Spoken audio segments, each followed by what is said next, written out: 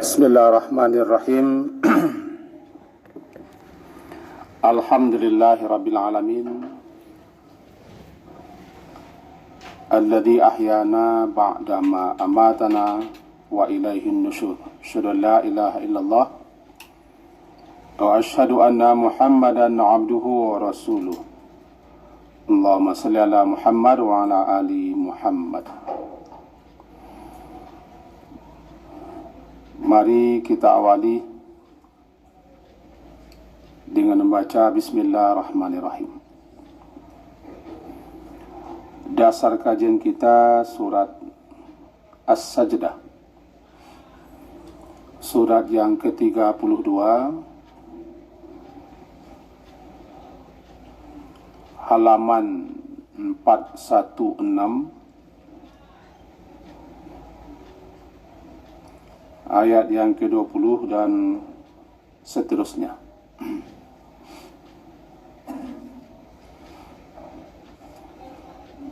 Ayat ke-20 surat Sajdah, surat ke-32. A'udzu billahi minasyaitonir rajim. Bismillahirrahmanirrahim. Wa ammal ladzina fasaqu fama'wahumun nar kullama aradu ay yakhruju minha u'idu fiha wa qila lahum dhuqu 'adzaban nar alladzi kuntum bihi tukadzibun wa lanudhiqannahum minal 'adzabil adna dunal 'adzabil akbar la'allahum yarji'un wa man azlamu mimman dzukira bi ayati rabbih thumma a'rada 'anha inna minal mujrimina muntaqimun. Kajian kita pada pagi hari ini sesuai dengan urutan judul dan tema yang diusung,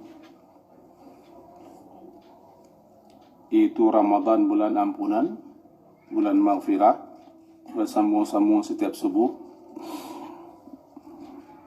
Yakni judulnya azab yang disegerakan siksanya di dunia sebelum azab yang pasti di akhirat. Bapak dan ibu-ibu yang berhadir, ada beberapa ayat dan hadis yang dapat kita jadikan dasar atau pegangan bahwa dosa-dosa tertentu atau kedurhakaan dan kemaksiatan tertentu di samping azab akhirat, maka mereka juga akan ditimpakan azab dunia jika pelaku-pelakunya tidak tobat, tidak menyesal, dan tidak menghentikan perbuatan tersebut. Antara lain, berdasarkan beberapa riwayat, kita bacakan satu riwayat. Ma min dzambin ajadara ay yu'ajjilallahu li sahibihi al-'uqubah fid dunya ma'a ma yadkhiru lahu fil akhirah mislu al-bagh wa qatiyati rahim. Tidak ada dosa ajdar yang lebih patut disegerakan atau dipercepat oleh Allah Subhanahu wa Ta'ala siksaannya atau uqubahnya, sanksi hukumannya di dunia ini bagi pelakunya, di samping nanti di akhirat juga dia akan mendapat siksa yang sebenarnya seperti dosa berupa al-baghi, kezaliman atau kelaliman, dan dosa memutuskan hubungan rahim atau silaturahim. Ini menjelaskan kepada kita para pelaku-pelaku kelaliman, kesewenangan, atau melampaui batas. Jika mereka tidak menghentikan perbuatan itu, lambat laun, tiba waktu dan saatnya mereka akan mengalami uqubah. Uqubah adalah sanksi. Yang kedua, orang yang suka memutuskan rahimnya, itu hubungan kekerabatan. Bukan silaturahmi bahasa yang biasa kita pakai. Kalau silaturahmi yang biasa kita pakai kan sudah saudara yo. Dalam rangka silaturahmi keluarga besar anu. Itu silaturahmi bahasa awak. Yang maksud adalah silaturahim, hubungan kekerabatan. Nanti kita coba jelaskan secara ringkas. Nah, dalam ayat yang baru kita baca, وَلَنُذِيقَنَّهُمْ مِنَ الْعَذَابِ الْأَدْنَى, dan pasti sungguh nuziqannahum. Coba perhatikan ayatnya. Yang pertama pakai lam, la nuziqanna. Yang kedua pakai nun tasydid. Ini menekankan dan memastikan. Namanya pakai takkid. Asal katakan nuziqu, merasakan, zauq merasakan.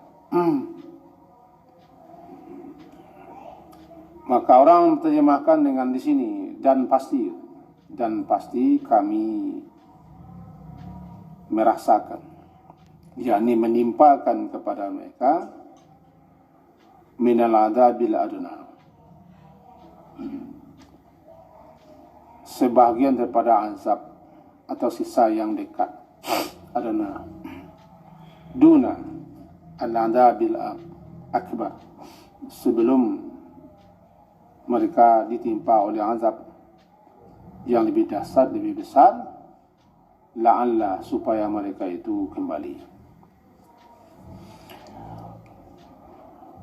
Lanudziqannahum, kata-kata hum, siapa mereka? Kami akan rasakan, kami akan timpakan kepada mereka. Merekanya itu siapa? Sebab tidak dijelaskan, tidak disebutkan dalam Quran terjemah. Di situ pentingnya kita merujuk kepada kitab-kitab tafsir. Sebab ada ayat-ayat tertentu yang tidak bisa kita pahami, kecuali sebagaimana yang dijelaskan oleh ulama-ulama yang ahli di bidang itu, tentu berdasarkan hadis-hadis riwayat. Di sini adalah orang fasik, orang kafir, orang fasik.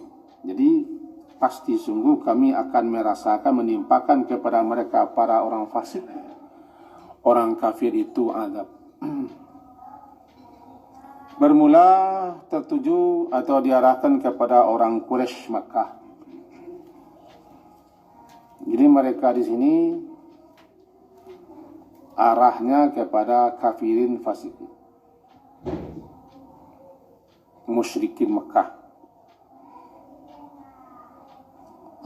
Jangan diarahkan kepada orang yang salat. Dia berbeda pendapat awak,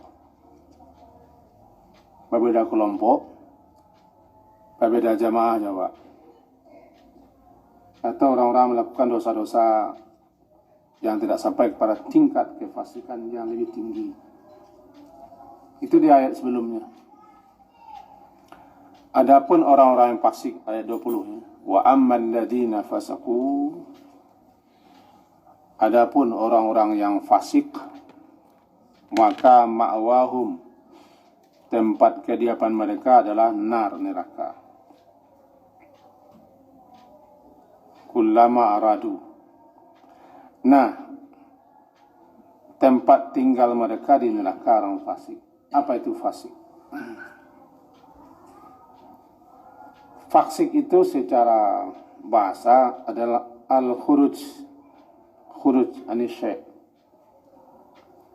keluar dari sesuatu,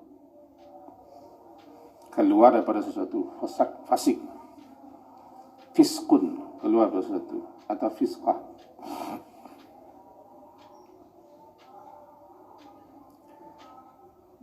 Sehingga biji yang keluar daripada kulitnya disebut gitu, karena keluar. Biasanya buah yang busuk, korma yang busuk, buah-buah yang busuk disebut seperti itu, fiskah. Kemudian terpakailah ini untuk istilah al-fasik, orang fasik, al-kharij, orang yang keluar daripada ketaatan kepada Allah dan Rasul, keluar daripada syariat, keluar daripada aturan agama. Namanya fasik. Maka secara umum maknanya, siapa saja yang keluar daripada syariat agama Allah atau daripada ketaatannya kepada Allah dan Rasul,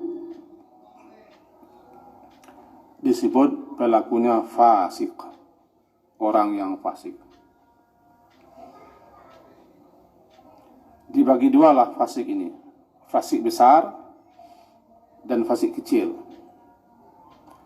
Fasik besar adalah orang-orang yang melakukan tindakan-tindakan jatuh kepada kekafiran dan kesyirikan,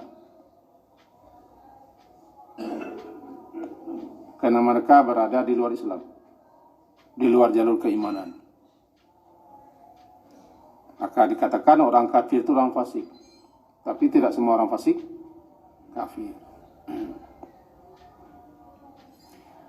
Iblis dikatakan fasik. Kana minal jinni fa fasaqa an amri rabbi. Surat Al-Kahfi ayat ke-50, surat ke-18. Adalah iblis itu adalah golongan jin. Iblis itu adalah bangsa jin, golongan jin, dan dia jin. Lalu dia fasaka. Dia keluar daripada ketaatan. Tidak taat dia kepada Allah. Dia menyuruh, memerintahkannya untuk mengakui kelebihan Adam. Sujud tanda penghormatan, bukan sujud salat. Tidak mau dia. Aba dia, istakbara dia, enggan dia, tidak patuh dia, tidak taat dia, dan menyombongkan diri dia. Dikatakan dia fasaqa an amri rabbi. Fasaqa, dia tidak taat, tidak patuh, keluar daripada ketaatan, kepatuhan, daripada perintah Tuhannya.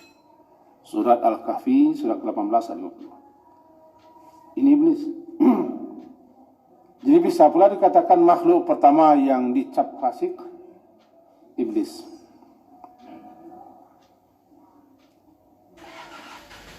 Karena dia yang tak taat. Fasaqat. Ayat yang kita baca sekarang, kita lihat kepada bahasa Abu Hurairah. Ayat yang kita baca ini, adapun orang-orang yang fasik, fasik di sini adalah orang-orang kafir.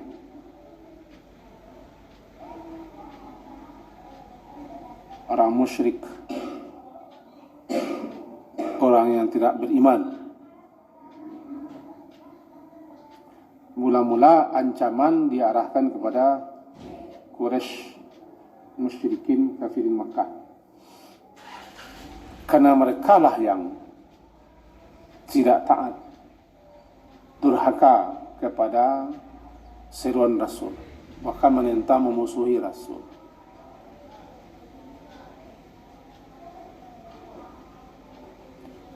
Lalu disebutkan kepada orang-orang ini,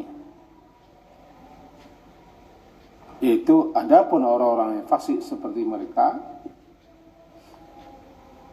maka tempat diamnya adalah neraka. Yang fasik kedua adalah tidak sampai pelakunya jatuh kepada kafir dan syirik. Fasik-fasik kita ini,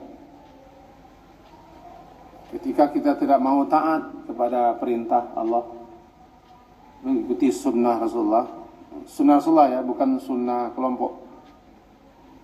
Sebab kadang-kadang sunnah Rasulullah itu dibawa kepada sunnah kelompok itu kadang-kadang dikatakannya sunnah Rasulullah.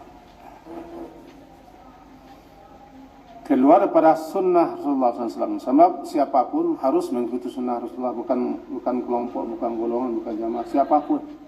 Kita juga mengikuti sunnah Nabi. Tidak, sunnah siapa yang kita ikuti? Sunnahnya Imam Surah Langgan, tidak dur.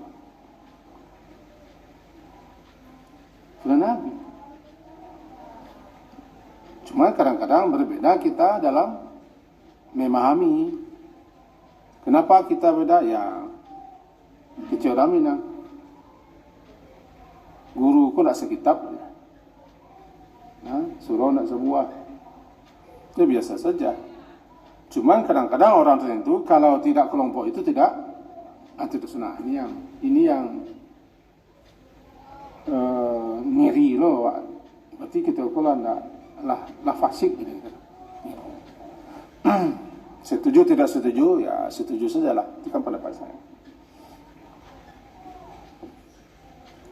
Jadi siapa yang keluar daripada ketaatan kepada Allah dan Rasul, ya fasik. Fisik yang kedua adalah kita. Kapan saja seorang Muslim tidak taat, keluar daripada ajaran Rasulullah, ketika diseru, diajak, didakwahi mereka, lalu mereka menentang, tidak mau, tidak patuh. Tapi dia tidak kafir, dia tidak jatuh kepada tingkat kekufuran itu. Namanya fasik kecil. Ini fasik kecil, berdosa dia, bahkan dosa besar. Tetapi tidak bisa dicap dia untuk kufur, karena dia tidak mencabut dirinya daripada Islam. Dia tidak membatalkan syahadatnya. Dia tidak beribadah kepada selain Allah. Dia tetap beribadah kepada Allah. Cuman dalam hal-hal tertentu dia melakukan dosa-dosa. Nah, para pelaku dosa tentu saja adalah orang yang tidak taat kepada aturan. Maka dikatakan dia fasik. Di ayat yang ke-20 menyatakan, adapun orang-orang yang fasik, atau bahasanya orang-orang yang telah berbuat kefasikan, fasaku, seperti orang kafirin musyrikin Makkah, mereka tidak taat, tidak patuh, bahkan menentang, memusuhi, puncaknya memerah Rasul. Mati mereka dalam kefasikan seperti itu. Ma'wahum, tempat kediaman mereka di neraka. Setiap kali mereka ingin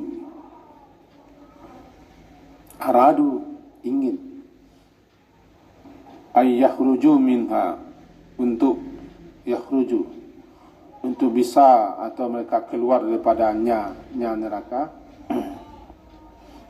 Waidu, mereka dikembalikan mereka ke dalamnya neraka.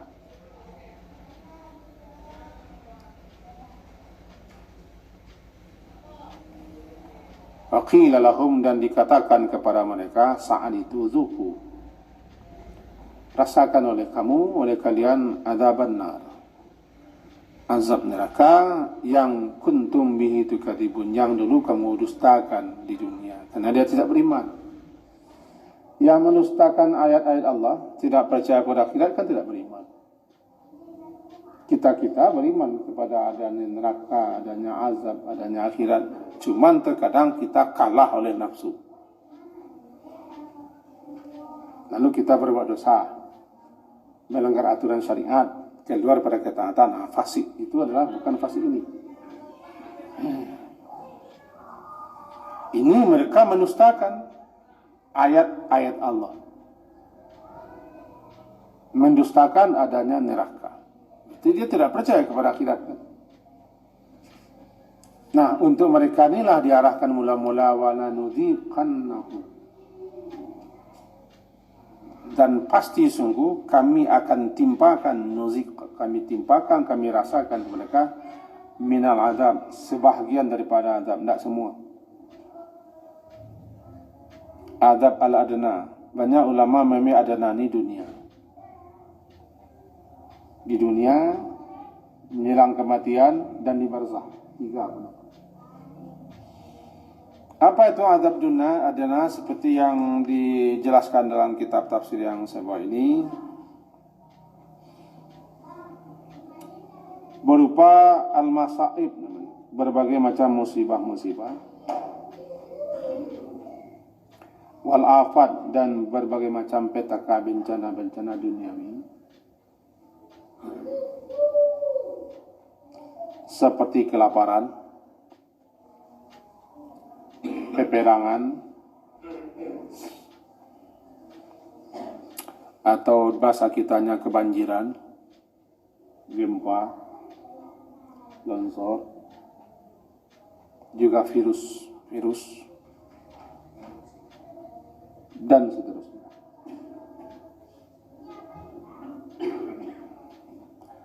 Bahkan termasuk kelaliman penguasa, dikuasai kita oleh musuh-musuh, dan seterusnya. Ini namanya al-adab al-adnan, azab yang dekat, itu dunia. Sebelum datangnya azab yang lebih dahsyat, itu azab akhirat. Karena azab sebenarnya azab, siksa adalah di hari pembalasan, yaumul jaza.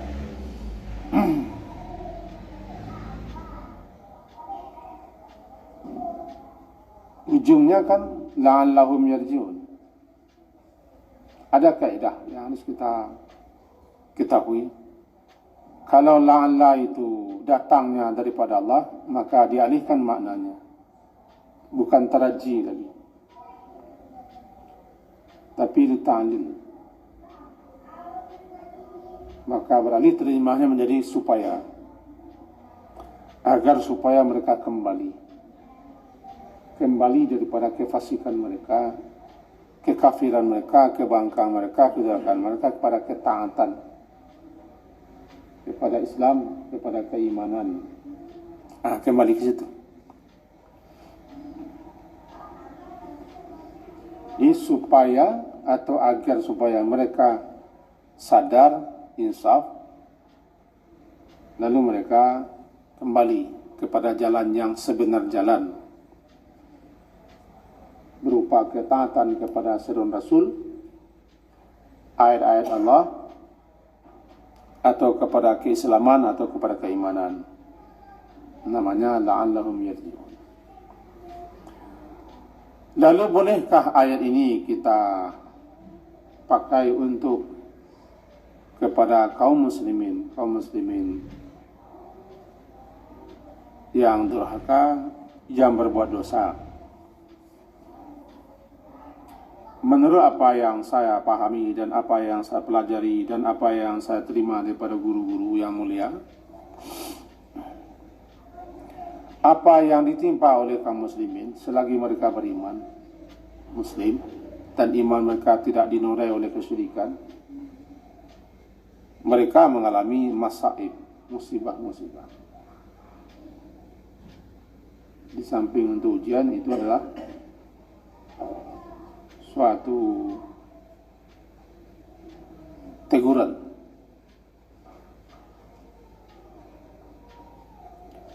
Akibat mereka melanggar, ditegur. Sesuai kaidah yang kemarin, tidak satu musibah pun yang menimpamu melainkan bima kasabat lantaran alasan. Atau ayat yang umum dipakai zaharal fasadu, nampak nyata, terang dan jelas berbagai macam kerusakan di darat dan di lautan. Itu ulah tangan manusia.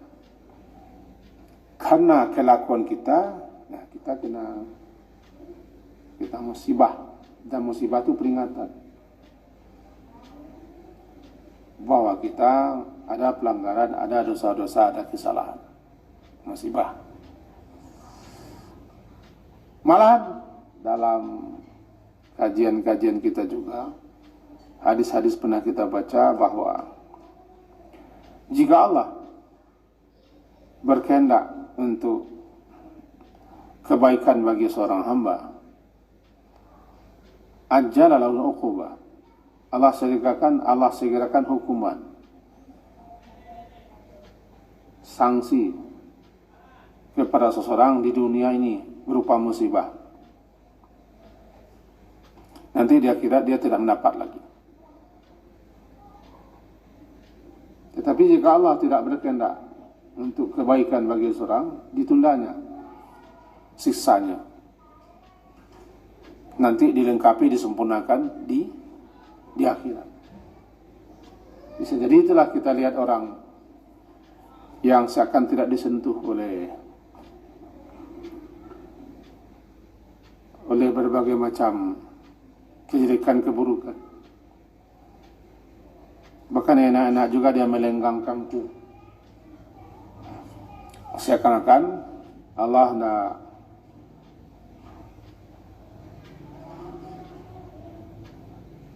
tidak mampu untuk menegur mereka. Enggak, jangan tertipu. Bisa jadi orang itu ditunda sekian lama. Malahan bisa nanti di akhirat. Nah, jadi bagi seorang muslim, bagi seorang mukmin disegerakan hukumannya, ukubahnya, sanksinya atas dosa-dosa kesalahan mereka di dunia berupa musibah-musibah. Sebagai penghapus dosa-dosa. Orang yang punya mata batin, mata hati, orang yang arif, yang sadar, sebenarnya setiap musibah yang menimpa, Allah memperlihatkan kepadanya, engkau bersalah, engkau berdosa. Tetapi kan tidak semua orang yang punya mata batin itu. Setiap dia musibah yang disalahkannya orang. Pada ketika itu Allah memperlihatkan kepadanya, mengasih sinyal kepadanya, dia atau kita ada salah, ada dosa. Ini saya baca dalam penjelasan ulama. Sebagian mereka menjelaskan bahwa faman ya'mal mithqala dzarratin syarran yarah itu bukan hanya di akhirat, di dunia. Sinyalnya, siapa yang melakukan sebesar biji zarah keburukan, kejahatan, dosa dan segala macam, dia pasti melihatnya. yakni di akhirat pasti. Di akhirat pasti dia akan menerima balasannya, melihat sanksi hukumannya. Tapi di dunia telah Allah nampakkan dan telah Allah perlihatkan kepadanya dosanya, kesalahannya itu melalui musibah. Dengan musibah itu kalau dia arif, ini isyarat. Apa isyaratnya? Saya bersalah, saya berdosa. Salah seorang sahabiah itu wanita-wanita yang hidup di zaman Nabi, namanya sahabiah. Kalau laki-laki kan sahabat. ketika di antara mereka itu ditimpa sakit kepala berupa pening, dia mengatakan, ini ada salah saya, ada dosa saya yang diperlihatkan kepada saya sekarang, agar saya tobat, minta ampun. Dan semestinya begitulah kita memandang musibah-musibah yang kita alami berupa sakit-sakit, hal yang tidak menyenangkan, hal-hal yang tidak kita inginkan. Karena kebiasaan kita atau kebiasaan saya selalu kalau musibah itu orang yang disalah. Kita tidak pernah salah. Yang salah itu orang saja. Kita manusia super, betul terus. Itu berbeda dengan ayat ini. Ayat ini berupa petaka yang bukan menimpa seseorang. Seperti gunung meletus yang meluluhlantakkan negeri ini, gempa, banjir bandang, atau kemarau panjang yang mencapai bertahun-tahun sebagaimana umat terdahulu, atau musim lapar. Dan ini pernah dialami oleh orang Quraisy Makkah. Ujungnya itu la'allahum yarji'un, supaya mereka kembali, jangan melanjutkan kekafiran mereka, penentang mereka, penolakan mereka kepada apa yang disampaikan Nabi SAW. Nah, tadi sudah kita mulai hadis. Ada yang memang beberapa azab disegerakan, ukubah disegerakan dunia yang kita baca tadi. Di sini diriwayatkan oleh Imam Tirmizi,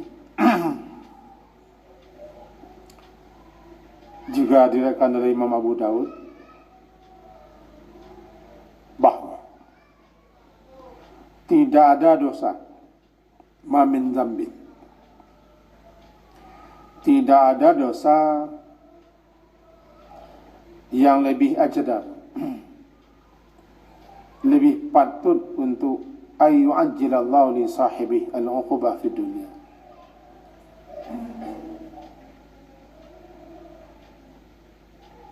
yang patut dipercepat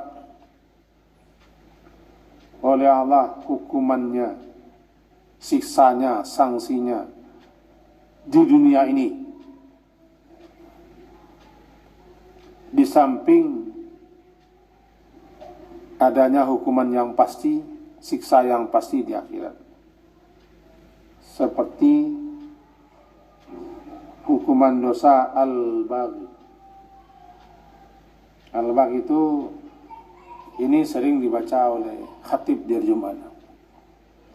Innallaha ya'muru bil adli wal ihsan wa ita'i dzil qurba wa yanha anil fahsya'i wal munkari wal baghi, baghin ya baghi. Al-baghi, orang terjemahkan bahasa kita zalim, tapi bukan hanya zalim. Secara bahasa dia kan bagha, baghi, bagha, baghi, baghiyun. Kalau kita buang alif lamnya, baghiyun, ba ghain ya, baghiyun. Biasa katanya meminta menuntut, meminta menuntut. Lalu lebih terarah kepada makna itu orang yang menuntut, meminta pihak lain tanpa hak, tanpa kebenaran, untuk melakukan satu hal.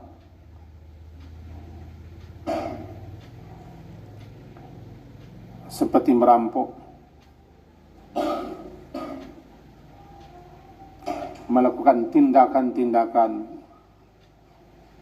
penganiayaan, tindakan kecurangan, penipuan, membuat orang menderita, membuat orang yang mengalami tindakan-tindakan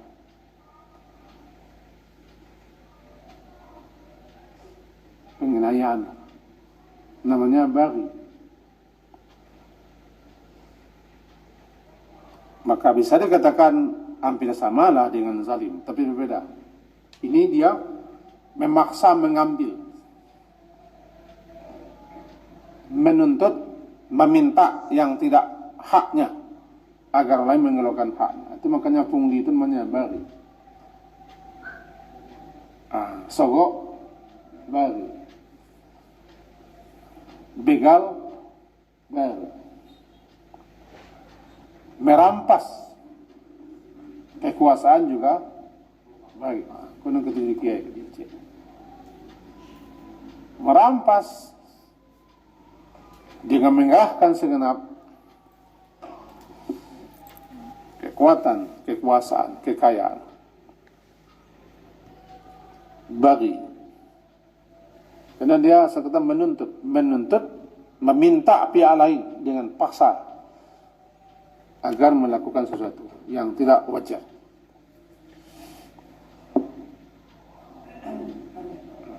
Tiba dia anak-anak, ya nang ada merampok nang kita. Tiba, rampak. Dia ni serang makan roti. Apa yang dia sana? Ketika itu dia baghi. Al-baghi. Jadi lebih mengarah kepada dia meminta, menuntut pihak lain harus mengikuti melawan dicakiannya, ditampani, sipaknya, tendangnya, bahkan ditindas, dipenjarakan, malah dihilangkan nyawanya. Al-baghi. Ini tidak ada dosa yang lebih patut dan pantas untuk disegerakan hukuman di dunia di samping hukuman di akhirat daripada al-baghi, zalim atau lalim. Maka hati-hatilah siapapun yang melakukan perbuatan baghi. Allah sudah larang kan? Wa yanha 'anil fahsya'i wal munkari wal baghi. Dia melarang daripada perbuatan keji, perbuatan mungkar dan al-baghi. Itu maka dipakai ini ayat ini oleh Umar bin Abdul Aziz. Disuruhnya khatib-khatib Jumat untuk membaca ayat ini di khutbah kedua. Karena sebelum dia jadi khalifah, orang-orang sama-sama mencaci maki Ali bin Abi Thalib.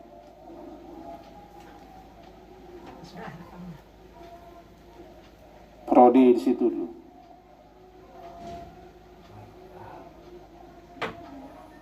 Karena Ali dirampas kekuasaannya, diperangi. Sahabat yang terkenal, adik Nabi, menantu Nabi, bapaknya Hasan dan Husain. Namanya gerbang pintu kota Madinah, Babul Ilmi. Banyak pengorbanannya. Lalu lama sekali dia dicaci maki di atas mimbar. Dan mimbar memang dipergunakan semenjak dulu untuk kekuasaan. Lalu semenjak zaman Umar bin Abdul Aziz diperintahkannya semua khatib membaca ayat itu, innallaha ya'muru, Allah menyuruh kalian berbuat adil, berbuat ihsan, dan memberi kepada kerabat, melarang kamu untuk berbuat mungkar, berbuat keji dan berbuat zalim. Populisme sekarang. Kalau kita sunnah dan sunnah dah. Tapi ditukar ayat itu, ditukar orang mencaci maki dengan itu. Sampai sekarang di khutbah-khutbah tertentu oleh orang tertentu, tempat itu kadang-kadang terbiasa baca itu. Tidak dibaca tidak masalah, dibaca ya bagus. Karena memang kita diperintah dimasukkan kepada khutbah kedua. Innallaha ya'muru bil adli wal ihsani wa ita'i dzil qurba wa yanfa' fahsya'i wal munkar dan seterusnya. Kan surah An-Nahl. Surah An-Nahl ayat 90. Baca orang kan. Sehingga kalau kita tahu asal muasalnya kan duduk kajinya. Jadi salah satu dosa yang amat sangat patut disegerakan hukumannya dunia adalah al-baghi. Tiba waktunya. Kalau bahasa lah panuh lo gantang. Nah, sampai lo darah naik kau ubun-ubun. Sabab utang apa untuk pelaku bagi.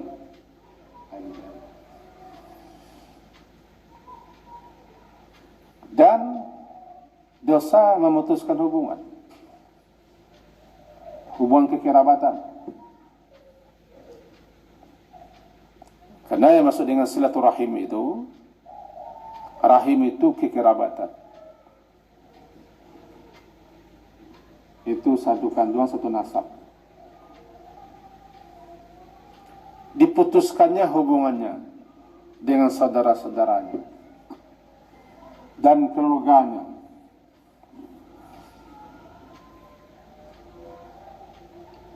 Bukan tak pulang-pulang, bukan memutuskan hubungan. Itu lain. Kita memutuskan hubungan. Kau dipaham-paham kata langit jalan. Bakare otan malah jadinya. Nggak tegur sapa, nggak kunjung-kunjungin, bahkan saling memfitnah, saling mencaci, saling dengki, baru dia. Itu beratnya, bahayanya memutuskan. Karena Allah menyuruh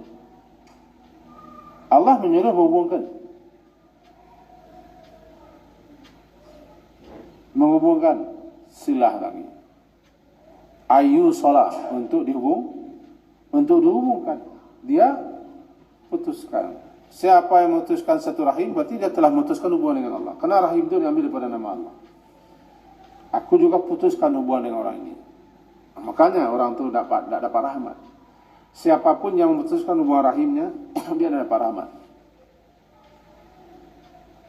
Bahkan terancam dia tidak bisa masuk surga langsung. Di dunia orang suka mengalami ikab-ikab sanksi, tapi dia tidak sadar. Bisa jadi dia kaya, hebat jabatannya, posisinya, kedudukannya, orang terpandang, tapi kehidupannya tidak ada berkahnya, ada saja. Berarti dia sudah mulai merasakan al-uqubah, sanksi hukuman di dunia. Karena tidak ada yang lebih patut didahulukan siksaannya, ukubahnya dunia, selain daripada al-baghi, membutuhkan hubungan silaturahim, dan juga al-aqd, durhaka kepada orang tua. Durhaka kepada orang tua ini juga berbahaya langsung di dunia. Apakah itu saja? Ya tidak. Ini terarah kepada orang muslim. Kalau orang kafir sudah jelas, dia kafir. Tapi orang-orang muslim, orang-orang yang menyatakan dirinya beriman, jika dia berbuat itu, maka dia patut untuk disegerakan hukumannya di dunia, tidak ditunda. Kalau dia jika dia tidak tobat, tidak sadar, tidak insaf. Nah, kembali kita kepada tadi, ujungnya surat As-Sajdah, kan la'allahum yarji'un, supaya mereka kembali. Jadi kalau orang kafir pun, orang musyrik sekalipun, orang fasik pun juga, kalau dia insaf, sadar, taubat, masuk Islam, beriman, maka azabnya dibatalkan. Seperti kaum Nabi Yunus.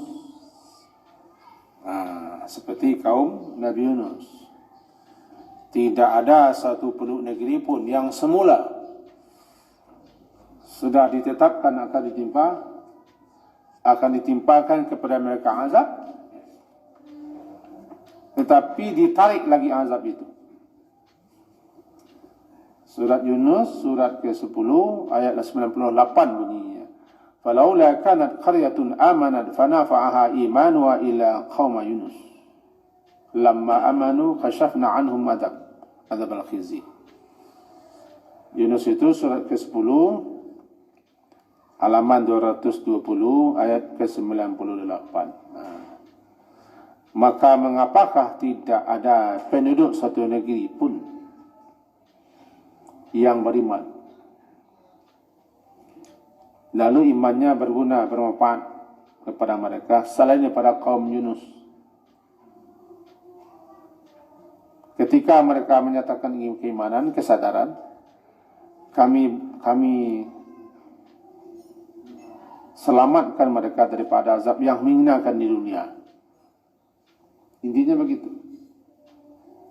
Yang menyebabkan Nabi Yunus itu lari, meninggalkan umatnya, lalu ditegur oleh Allah dengan ditelan oleh ikan.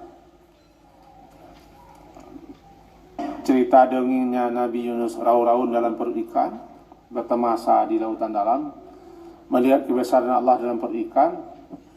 Ini ceritanya tidak berujung pangkal. Dia dihukum. Dalam perut ikan dihukum. Dia berada dalam kegelapan, 3 kegelapan dalam Quran. Kegelapan perut ikan, kegelapan lautan, kegelapan malam. Disitulah terdengar suara tasbih. Nah, kenapa Nabi Yunus meninggalkan? Karena tidak mau lagi penduduk negeri itu. Kalau masalah tidak mau dibantu, maka menentang. Nabi Yunus berpikiran tidak mungkin lagi. Kalau bahasa Kasawa, itu mabiabi liwa sih, mabiabi pihak Sarawak sih tidak ada.